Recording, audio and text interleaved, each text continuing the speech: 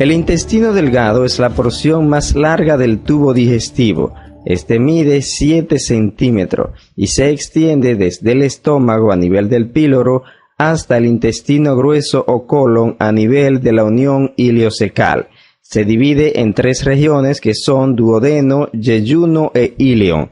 El duodeno es la porción más corta y está fija a la pared abdominal posterior, por lo que solamente el peritoneo lo cubre por delante. La segunda porción es el yeyuno y la tercera porción es el íleon. Estas dos últimas porciones están unidas a la pared posterior a través del mesenterio, por lo que están cubiertos por peritoneo en toda su extensión. Las funciones del intestino delgado son completar la digestión y absorber las sustancias nutritivas. Al igual que en todo el tubo digestivo, en el intestino delgado vamos a encontrar 4 capas, que son desde el exterior hacia su interior, la serosa o adventicia, la muscular, que es esta franja más oscura que vemos aquí, que va desde aquí hasta aquí, la submucosa, que es esta franja más blanquecina, y la mucosa, que se extiende desde aquí hasta aquí. Como ya hemos dicho, casi en toda su extensión, el intestino delgado está sostenido por el mesenterio y cubierto por el peritoneo, por lo que posee una serosa. Pero la segunda y la tercera porción del duodeno carecen de peritoneo porque están adheridas a la pared abdominal posterior, por lo que en esa región hay adventicia. La capa muscular está dividida en 2 porciones, que son una capa circular interna, que es esta más gruesa que vemos hacia el interior, y una capa longitudinal externa, que es esta franja más delgada que vemos en el exterior. Entre estas 2 capas de músculo está el plexo mientérico de Auerbach. Por dentro de la capa muscular encontramos la submucosa. Esta submucosa, como en todas las regiones del tubo digestivo, está formada por un tejido fibroelástico que es considerado denso y regular. En la submucosa tenemos el plexo de Meissner. Además, encontramos muchos plexos sanguíneos, como podemos ver aquí, vasos sanguíneos con luz muy amplia, es decir, venas.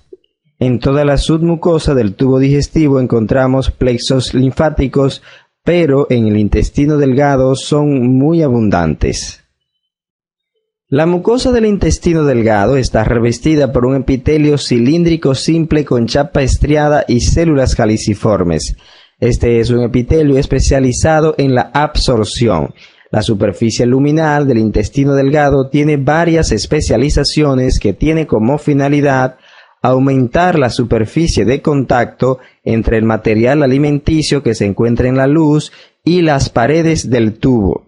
Estas especializaciones son 3 y son los pliegues circulares, que son estas estructuras que vemos aquí, también llamados válvulas de Kerckring, las vellosidades, que son evaginaciones o protrusiones de la membrana mucosa hacia la luz, y las microvellosidades, que son especializaciones del borde apical de las células epiteliales que cubren la mucosa.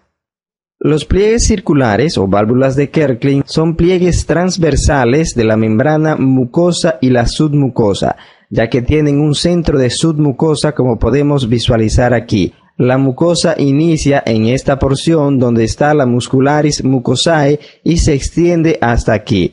Estos pliegues, a diferencia de los pliegues que hay en la mucosa del estómago, son permanentes. No importa que el intestino esté lleno o esté vacío. Los pliegues de Kerckling forman estructuras elevadas, semicirculares y a veces helicoidales en la luz del tubo digestivo. Estos pliegues aumentan la superficie interna del tubo digestivo de 2 a 3 veces y se extienden desde el duodeno hasta la primera mitad del íleon. Es decir, ya en la segunda mitad del íleon desaparecen. Las vellosidades son protrusiones o evaginaciones de la membrana mucosa, por lo que van a tener un núcleo de lámina propia, es decir, de tejido conectivo areolar laxo que forma parte de la mucosa. Las vellosidades tienen forma de espátula o de hoja de roble y aumentan la superficie de contacto entre la sustancia de la luz y el tubo digestivo unas 10 veces. En este esquema podemos visualizar mejor la composición de una vellosidad. Las vellosidades están cubiertas por el epitelio cilíndrico simple con chapa estriada y células caliciformes. Aquí podemos ver las células caliciformes que están de blanco y las microvellosidades, que son estas pestañas cortas que se encuentran en la superficie del epitelio. No debemos confundir las vellosidades con las microvellosidades, ya que las microvellosidades son protrusiones de la membrana apical de las células, mientras que las vellosidades son protrusiones de la mucosa del intestino, por lo que el núcleo de las vellosidades va a estar compuesto por lámina propia de la mucosa, mientras que el núcleo de las microvellosidades va a estar formado por citoplasma celular.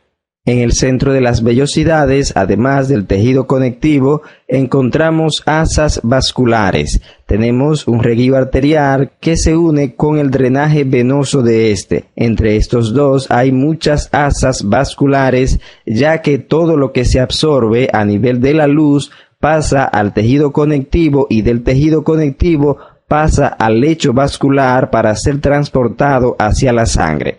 En el centro de las vellosidades también encontramos esta estructura verde que tenemos aquí, que es un vaso linfático. Este vaso linfático recibe el nombre de vaso quilífero. Estos vasos son los que transportan las grasas absorbidas. Estas se transportan en forma de kilomicrones. En el centro de cada vellosidad hay fibras de músculo liso dispuestas de manera longitudinal al eje mayor de esta. Estas células se contraen y con ello ayudan a la absorción, ya que vacían tanto los vasos sanguíneos como los vasos linfáticos o quilíferos hacia los plexos vasculares que se encuentran en la submucosa. Luego que el músculo se relaja, la vellosidad vuelve a tomar su tamaño original y se encuentra vacía para absorber nuevamente el contenido de la luz. En esta fotografía podemos ver partes de dos microvellosidades. Aquí tenemos el epitelio que cubre una microvellosidad y aquí tenemos el centro de esta. Este es el tejido conectivo areolar laxo que se encuentra por debajo del epitelio. Aquí tenemos la membrana o lámina basal. Como podemos ver, estas son células cilíndricas y es un epitelio simple. Y en su superficie apical podemos ver el borde estriado o en cepillo. Aquí podemos ver las células caliciformes. Estos que están aquí, por supuesto, son los núcleos, los cuales son ovalados y están más cerca de la base de la célula que de la superficie. Como dijimos, este es un epitelio cilíndrico simple con chapa estriada y células caliciformes. Es importante aquí apreciar que aunque es un epitelio simple, se visualizan como más de una capa o hilera de núcleos. Esto se debe a que el corte de este epitelio es muy difícil conseguirlo totalmente longitudinal a la célula, y casi siempre los cortes cortan el epitelio un poco oblicuo, por lo que corta varios núcleos a varios niveles, pero en realidad es un solo nivel de núcleo, es decir, una sola capa de núcleo. En la base de las vellosidades desembocan estas estructuras que están aquí, que son las glándulas intestinales o también llamadas criptas de Lieberkühn. Alrededor de estas criptas de Lieberkühn también encontramos tejido conectivo areolar laxo de la lámina propia. Esta lámina propia posee muchas células linfocíticas para proteger al intestino de las sustancias nocivas que puedan ser absorbidas. En este esquema podemos ver la mucosa del intestino delgado. Aquí está la superficie y estas son las vellosidades cubiertas por el epitelio, y aquí tenemos la muscularis mucosae que delimita la mucosa. Aquí podemos ver el núcleo de las vellosidades que está formado por tejido conectivo areolar laxo de la lámina propia y posee en el centro un vaso quilífero que es un vaso linfático. También en la lámina propia encontramos tejido linfático que en ocasiones puede organizarse en nódulos. En esta ampliación vemos parte de dos microvellosidades. En el espacio intervelloso desemboca la glándula intestinal o cripta de Lieberkühn. El epitelio que reviste tanto las vellosidades como las criptas de Lieberkühn está formado por 5 tipos de células. las células superficiales de absorción, que son las células más abundantes, las células caliciformes, las células enteroendocrinas, las células regenerativas y las células de Paneth. Las células superficiales de absorción son células cilíndricas que poseen muchas microvellosidades. Cada célula puede tener 3000 microvellosidades. Ellas aumentan la superficie de absorción del intestino unas 20 veces, por lo que la combinación de los pliegues de Kärkling, las vellosidades y las microvellosidades aumentan la superficie de absorción del intestino unas 400 o 600 veces. Estas células poseen un glucocáliz muy grueso ya que están en contacto con muchas sustancias extrañas. Este glucocáliz, además de desempeñar un papel de protección, interviene en la digestión de los alimentos. Las células caliciformes son células que también la hemos descrito en el tema del epitelio glandular. Como ya la conocemos, son células en forma de copa o de cáliz, de ahí su nombre, y son células productoras de moco. Este moco va a la superficie y forma una película, la cual sirve para proteger al epitelio de la ulceración o destrucción. Las células enteroendocrinas ya las describimos en el estómago. Estas células producen sustancias que son vertidas hacia el torrente sanguíneo.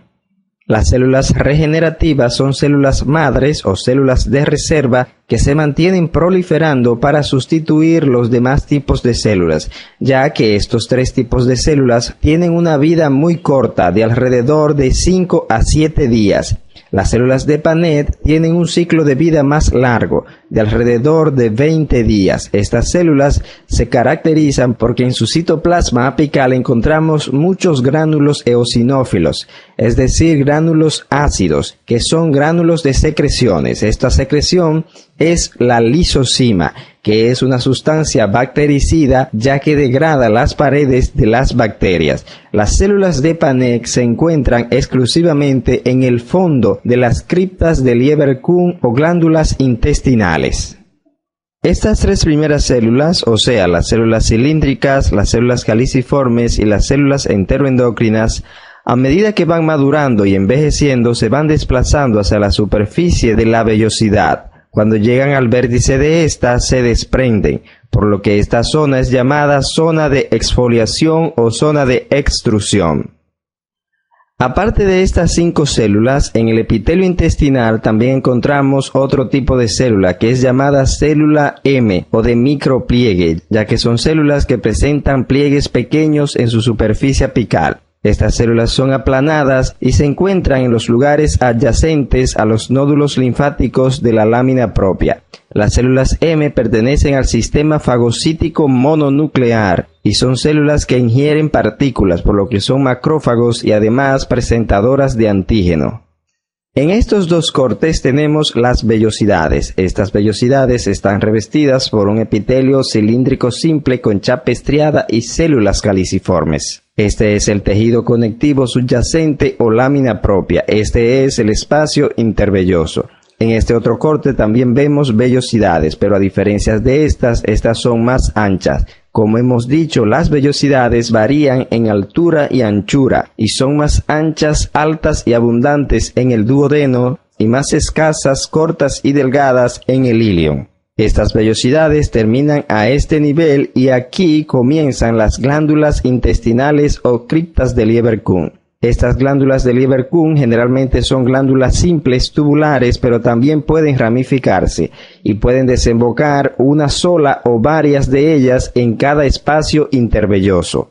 En este corte vemos las vellosidades revestidas de su epitelio cilíndrico simple con chapa estriada y células caliciformes. En las bases de los espacios intervellosos desembocan las glándulas intestinales o criptas de Lieberkühn. Aquí podemos ver las glándulas intestinales y vemos muy claramente aquí las células de Paneth, que como ya hemos dicho se caracterizan porque en su citoplasma tienen muchos gránulos acidófilos, que son la secreción de lisozima. Aquí hay una ampliación de estas células. Estos son sus núcleos y este es su citoplasma apical cargado de gránulos eosinófilos. Aquí también podemos visualizar el fondo de una glándula intestinal o cripta de Lieberkühn. Aquí tenemos una célula caliciforme, este es su núcleo y este es su citoplasma apical lleno de secreción. Estas son las células de Paneth, que son más anchas y más grandes, y también están llenas de gránulos de secreción. Aquí los gránulos no se han teñido de rojo porque no se tiñó con hematocilina y eosina, sino que este corte está teñido con azul de metileno. Estas son las células cilíndricas de absorción, y esta célula delgada clara que vemos aquí es una célula enteroendocrina. Esta es la luz de la glándula intestinal y este es un artefacto. La lámina propia de la mucosa del intestino está muy cargada de linfocitos, como podemos visualizar aquí, que son esos núcleos hipercromáticos o condensados que se pueden visualizar. Por aquí abajo vemos la muscularis mucosae. Esta está formada por dos capas, una circular interna y una longitudinal externa. Todas las características del intestino delgado que hemos descrito hasta ahora son comunes para sus tres regiones, pero cada una de estas regiones presentan diferencias que nos permiten identificarlas. Por ejemplo, este es el duodeno. El duodeno se caracteriza porque en su submucosa presenta estas glándulas. Estas son glándulas mucosas que son llamadas glándulas de Brunner o glándulas duodenales. Estas son glándulas tubuloalveolares cuyos conductos desembocan en la luz del duodeno. Recordemos que las dos únicas porciones del tubo digestivo que presentan glándulas en la submucosa son el esófago y el duodeno. Las glándulas del esófago se llaman glándulas esofágicas y las glándulas del duodeno se llaman glándulas duodenales o de Brunner. Las glándulas de Brunner secretan tres secreciones que son moco, líquido alcalino y urogastrona. El moco que se produce aquí sale a la superficie y forma una película para proteger la superficie del duodeno del ácido que viene del estómago. El líquido alcalino que ellas producen amortigua el ácido del jugo gástrico y la urogastrona es el factor de crecimiento epidérmico humano. La urogastrona también estimula la división mitótica de las células epiteliales intestinales e inhibe la secreción de ácido clorhídrico por las células parietales. Otras características del duodeno es que sus vellosidades son muy abundantes, altas y anchas. Como podemos visualizar aquí, son muchas vellosidades. Esto que vemos aquí es la lámina propia o corion. Esta es la capa muscular. Esta porción es la circular interna y esta la longitudinal externa. Esto que vemos aquí claro son las células nerviosas del plexo mientérico de Auerbach. El duodeno tiene una serosa por delante ya que está cubierto por el peritoneo, pero por detrás tiene una adventicia ya que el duodeno en su segunda y tercera porción está adherido a la pared abdominal posterior porque es retroperitoneal. Este otro corte también muestra el duodeno. Estas son las vellosidades que, como hemos dicho, son altas y muy anchas. También podemos ver aquí la muscularis mucosae que divide la mucosa de la submucosa. Y en la submucosa vemos todas estas glándulas que son las glándulas de Brunner. Aquí podemos ver un conducto que desemboca hacia el espacio intervelloso. Esta es la muscular y esta es la serosa. Este es el yeyuno. En el yeyuno encontramos pliegues circulares o válvulas de Kerkring. Recordemos que estos pliegues circulares se extienden desde el duodeno hasta la primera mitad del ilion. En el yeyuno las vellosidades son más cortas y menos abundantes que en el duodeno. Aquí tenemos las glándulas intestinales o criptas de Lieberkühn y la submucosa. Esta es la muscularis mucosae. En la submucosa del yeyuno no encontramos glándulas de Brunner, sino que encontramos un tejido conectivo fibroelástico o denso y regular. Esto que vemos aquí son vasos sanguíneos. Por fuera de esta está su capa muscular y su serosa. Este es el ilion. El ilion se caracteriza porque en la mucosa de este vamos a encontrar nódulos linfáticos no encapsulados. Estos nódulos linfáticos son llamados placas de Peyer.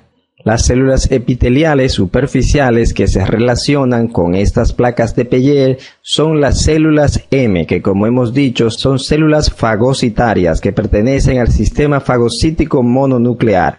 A medida que el intestino delgado va aproximándose a su final, se carga mucho más de células caliciformes en su epitelio superficial. Aquí podemos todavía ver algunos pliegues porque, como hemos dicho, las válvulas de Kerckring o pliegues circulares se extienden hasta la primera mitad del ilion. Por debajo de la mucosa tenemos la submucosa y luego la muscular y la serosa.